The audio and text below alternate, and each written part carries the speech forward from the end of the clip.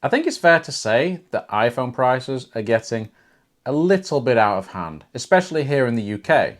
The standard iPhone 14 starts at a whopping £849. And if you want a Pro model, you're looking at £1,099. Well, there's an easy solution to this. Buy an iPhone 13 Pro. It might have released in 2021, but it is still an amazing bit of kit, and it will give you everything that an iPhone 14 has, and more, for a lot less. Now, there's nothing wrong with the iPhone 14 series per se. I think with what it actually offers, you are much better off going for the 13 series. And the 13 Pro in particular is a really good device to go for. And hardware-wise, the 13 Pro easily competes with the 14 series. So with the 13 Pro, there's a 6.1-inch 1080p 120Hz Super Retina XDR OLED that supports HDR10 and Dolby Vision. It also has a peak brightness of 1200 nits and is protected by the ceramic shield coating. It's a great screen, and let's face it, that notch is much better looking than the dynamic island. I still don't like typing on an iPhone though. There's something about the touch response that feels a bit off. I know of other people that have had a similar issue as well, so at least I know I'm not going crazy. Not yet anyway.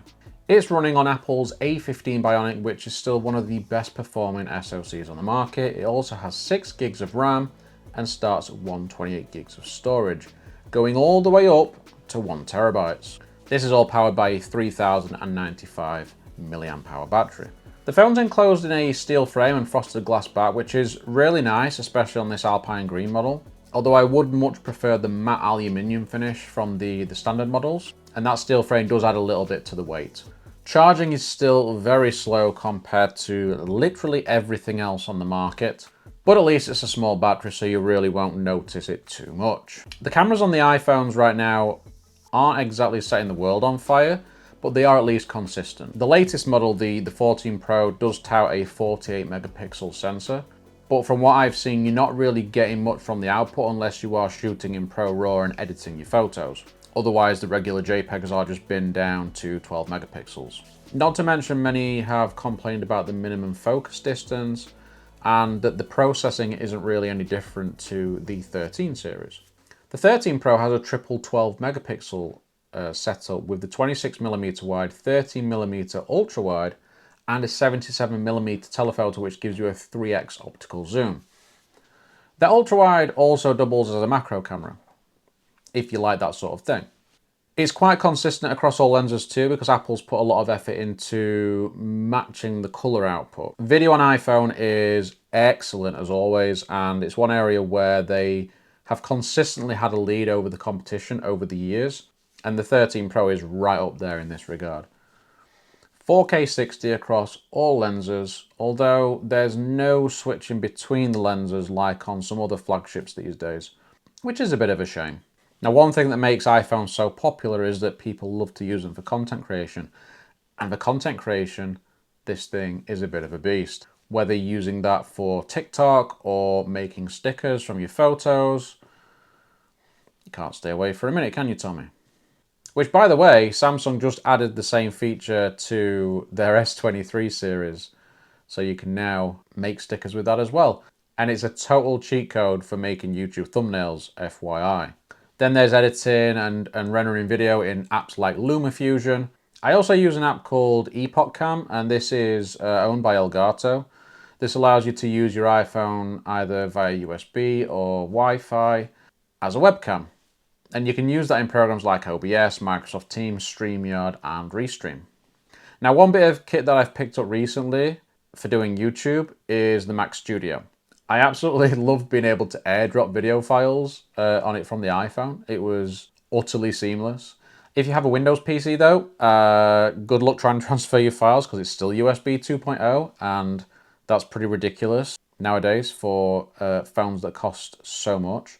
And by the way, iPhone 14 series still USB 2.0, so yeah, you're not even going to be able to change that by going for the newer model. The iPhone 13 Pro series, from what I can tell as well, is still the best for gaming. There have been many reports of the 14 series having issues with thermal throttling and resulting in performance issues, and also the screen dimming more often than not than it did on the 13 series. which is quite frustrating for somebody like myself. If I was streaming a game and using the iPhone to do that, the screen dimming is very frustrating. I really did enjoy the bit of gaming that I did do on the 13 Pro. Pokemon Go, which is the game that I generally play daily, plays very, very well on it. Although I do wish that Apple would add more options to increase responsiveness of the screen, the refresh rate, that sort of thing, so that it felt like a much smoother experience. Because it doesn't feel as nice to play as, say, on a Pixel 6 Pro, for instance, or even the phone that I use at the moment, the Xperia 5 Mark IV, because that would eat it for lunch. That's easily the smoothest Pokemon Go experience that I've had so far. But of course, if you're only looking for an iPhone, that doesn't really matter. What matters is that it will probably be around about the same as the iPhone 14 Pro, but the iPhone 14 Pro might even be worse in some cases, so it's worth keeping in mind. This is an excellent phone for anybody looking for a premium iPhone experience. You really don't need the latest phone for great performance and output, and I really don't think that the 14 Pro adds much in the way of value over the 13 Pro at all. In fact, it's quite possibly one of the worst phones of 2022. Thanks again to Mazillion as well for loaning me the phone. You should go and check out their website. They've got a bunch of 13 Pros listed. New phones being added every day. And in fact, there's a bunch going for less than £700 right now, which is a bargain. And don't forget, Mazillion also check over every single phone and you get a 2-year guarantee, which is great. It's fantastic. So link down below, check them out there. And there's also plenty of other phones to check out as well while you're there. And of course, share the video if you found this useful at all. Stay grounded, folks. I'll see you soon.